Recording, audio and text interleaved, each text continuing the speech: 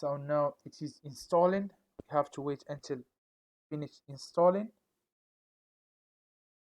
Then scroll down here and install the AWS client that allow us to interact with the AWS resource of our account using the terminal.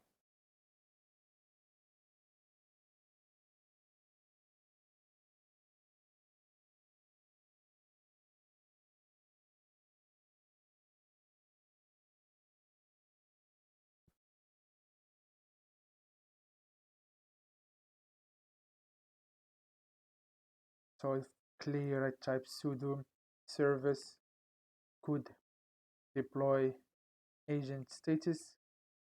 Now it's running. I will clear that, and then I will pipe install AWS. Sorry, we'll just type AWS, then it will give me to run this command, right, to install it. Yes, accept. So once it's installed, I have to configure my credential or the credential of this user, right? I have used it here because I will show you what's going on in reality.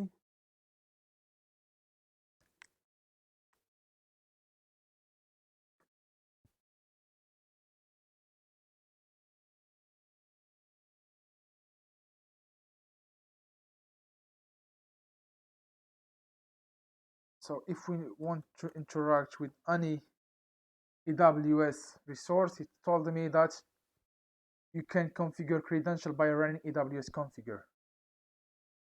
But where this AWS credential is stored, so I have to, we'll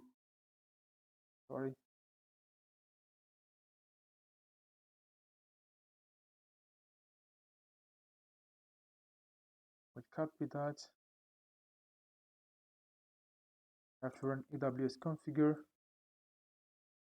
and then paste the access key,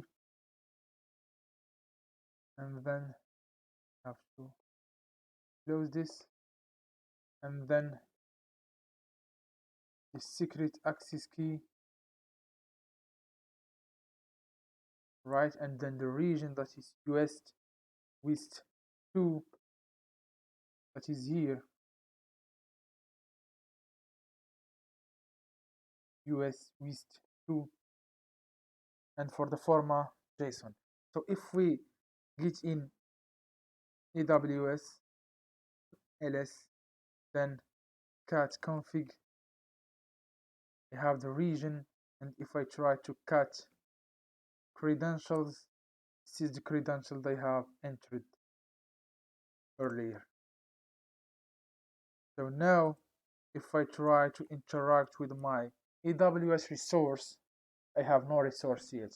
So because I have all the permission, because for example, if I create the user and I don't want that user, I denied the access of that user to my S3 buckets, then I run this command, then it will give me a permission deny. But as long as this user have the full access to all the resource, then it show me nothing because I don't have no S3 buckets on in that region. So the next thing I have to do is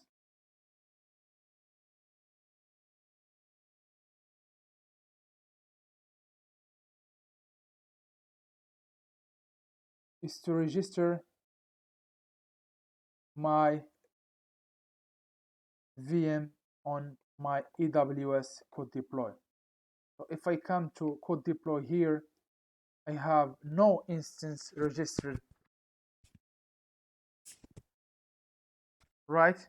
But if I come here now and I hit enter and come back here now and refresh.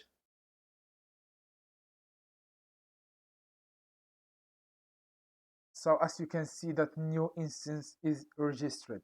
So could deploy now that this instance, it is the Ansible server or our Azure VM that reside in our Azure account.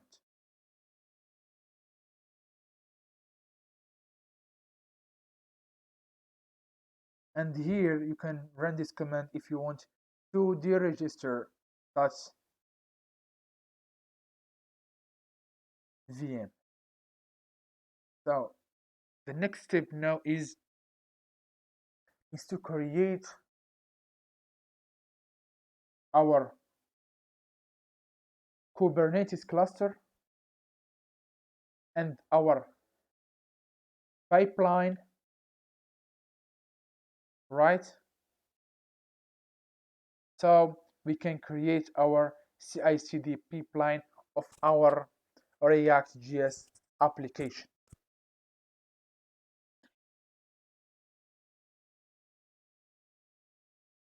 So what I'm going to do now is to create our master nodes and worker node, because in this lab I want to show you how you can achieve the high availability, because as you know that the master node is the brain of the cluster.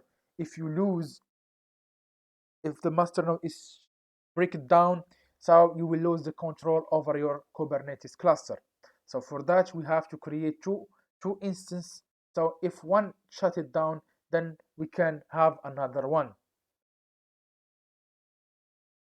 So once we create two instances, we have to centralize the connection to them.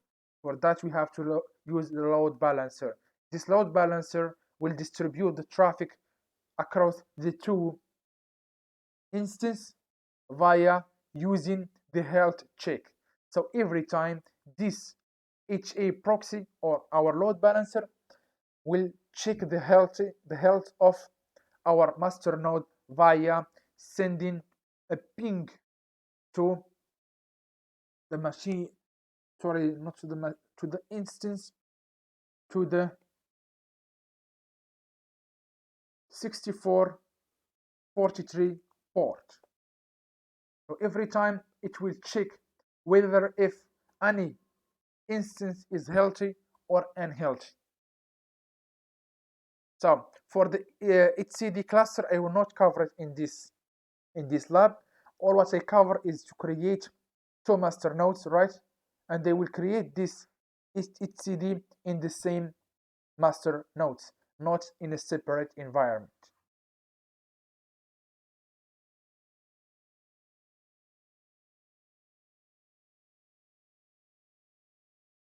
So I hope that is clear for you now. So what I have to do is go to my AWS account and launch two EC2 instances as our master node.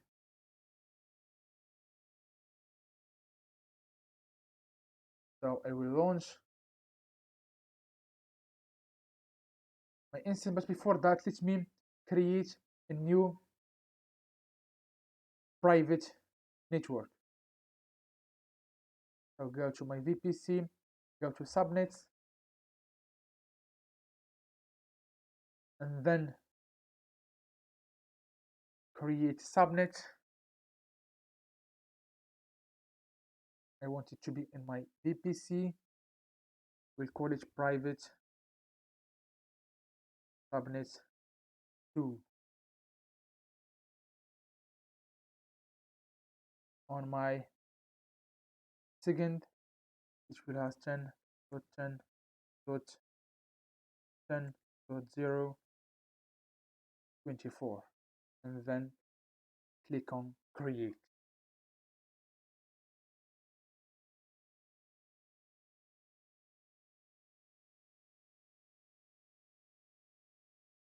Then go to the row table and add that subnet to the private row table.